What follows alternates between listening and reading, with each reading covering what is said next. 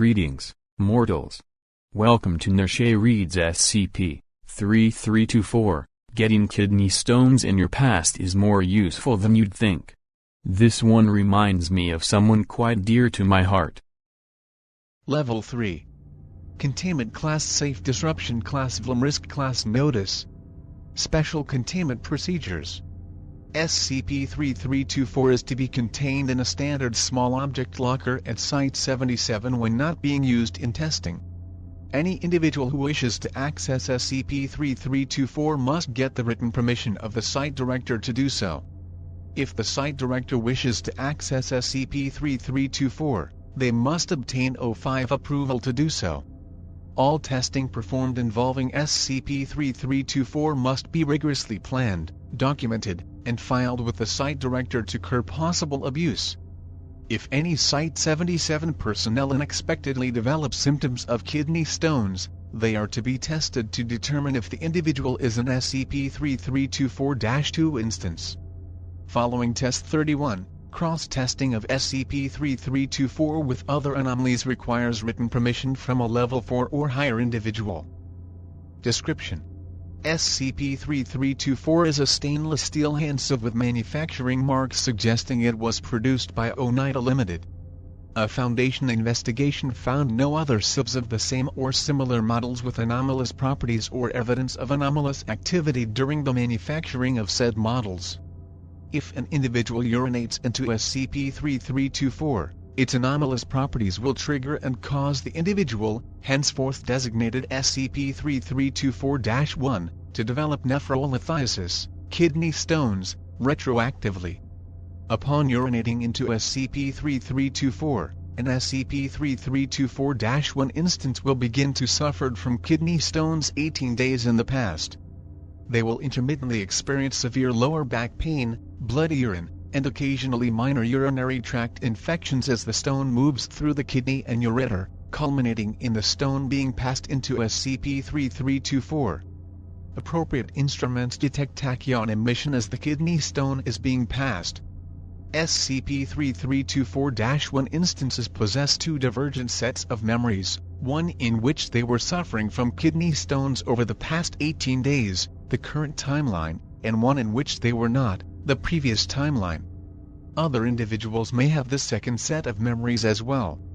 The criteria that determines which individuals other than the SCP-3324-1 instance receive multiple sets of memories, if indeed any exist, is not fully understood. However, it is known that the likelihood of any given individual receiving a second set of memories is roughly proportional to how frequently that individual interacted with the SCP-3324-1 instance over the past 18 days. The overall sequence of events in the lives of SCP-3324-1 instances are invariably very similar in the current and previous timelines. The most impactful symptoms of nephrolithiasis, such as particularly severe bouts of lower back pain, occur when the SCP-3324-1 instance was doing relatively inconsequential activities in the previous timeline. It has therefore been theorized that SCP-3324 is predisposed to minimizing the impact it has on the timeline in some way. SCP-3324 has a second set of anomalous properties, discovered after incident. Individuals affected by the second set of symptoms are designated SCP-3324-2. Further details are restricted to personnel with Level 4 or 3/3324 clearance.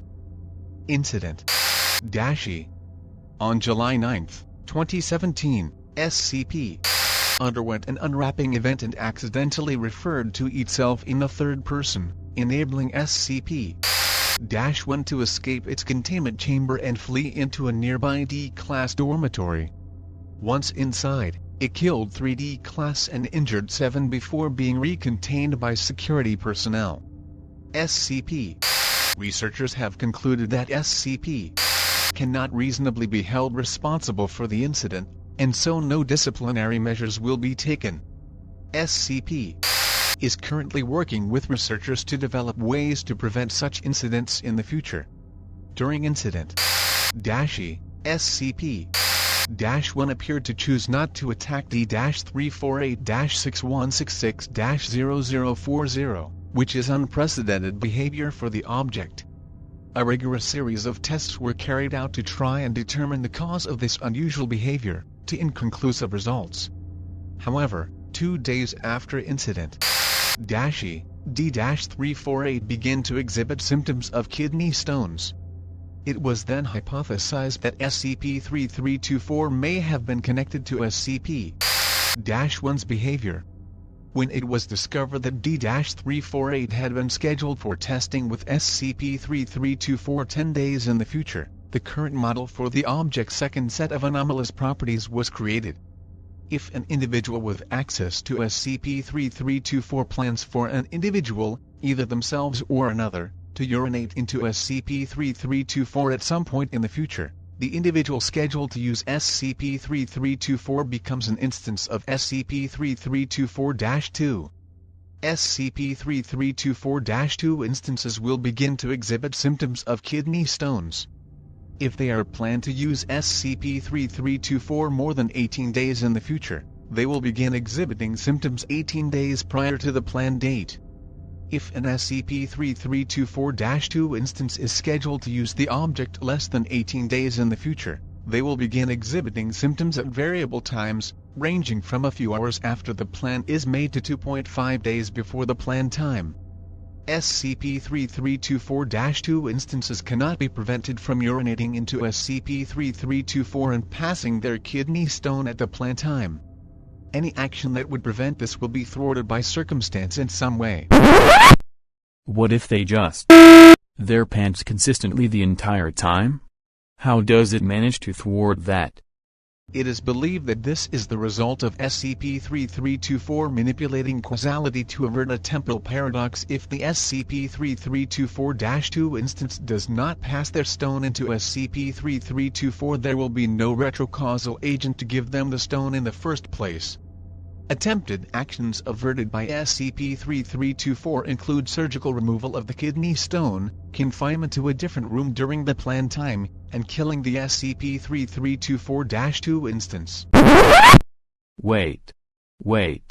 Are you telling me they shot someone with a kidney stone and when evacuating the pipes as fresh corpses do, the stream was powerful enough to break the confines of both underwear and pants and rocket a kidney stone into a perfect hole and one into this thing? Is that what you are telling me? How the did killing the poor fail? Selected Experiment Log. Test 17. July 12, 2017. Subject D-348.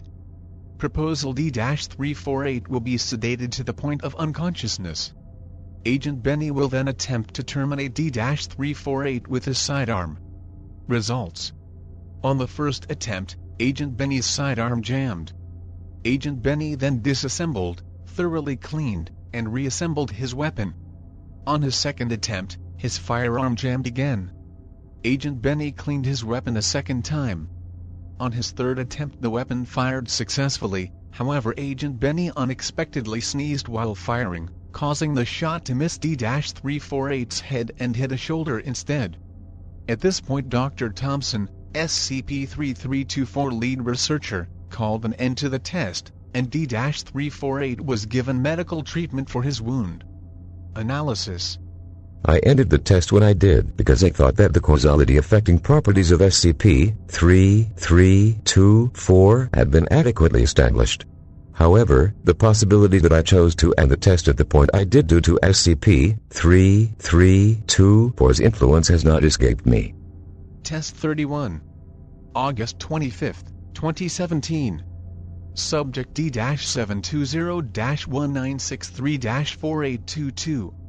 Proposal D-720 will be made into an SCP-3324-2 instance.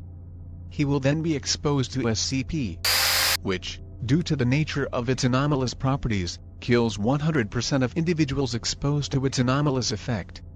Results. Upon entering SCP, active radius, D-720 triggered its active state, as is expected. However, shortly before the time in which SCP was expected to terminate D-720, D-720 vanished for 1.42 seconds before reappearing. He was then vaporized in a manner typical of those exposed to SCP. 9 days later, at the planned date and time, SCP-3324 was laid on a table in a testing chamber equipped with tachyon detectors and high-speed cameras. D-720 manifested for 1.42 seconds in the testing chamber. His pants and underpants manifested on the floor approximately 0.5 meters behind him. An estimated 2 milliliters of urine came out of his penis and landed in SCP-3324. At the same time, D-720's kidney stone emerged at high speed through the skin of the lower left portion of his torso and landed in SCP-3324. I don't know how to feel about how close I was. I should have seen my redonkulous depiction of possibilities conceived in the bowels of my sarcasm actually employed, but even more redonkulous than what I had envisioned. But alas, I did not, in fact, expect this turn of events. Greatly elevated tachyon emissions were measured during this period. Analysis. Well, looks like 3324 isn't quite the miracle causality armor we hoped it was, but it still has tremendous potential. Heck, what happened to D-720 is only a little bit worse than what was going to happen to him anyway. SCP-3324 was recovered from the fraternity house at the University of. Fraternity member Jeffrey became an SCP-3324-1 instance during a hazing ritual in which he was made to urinate on and then clean various objects. The following day he discussed his feeling of having 2 sets of memories on social media, to try and determine if anyone else had had a similar experience. Several friends reported that they, too, remembered certain events 2 ways. A Foundation web crawler flagged the exchange as a probable indicator of anomalous activity, leading to the recovery of the item. From operations.administration@foundation.scp to laura.lothers.er@foundation.scp. Subject: details on a new experimental procedure. You will be urinating into SCP-3324 4 weeks from now, as will all other members of MTF Upsilon 10. You all have been granted level 3/3324 clearance to understand the purpose for this. The field utility of SCP-3324 will be tested in your upcoming operation. Good luck, soldier, and drink plenty of flutes.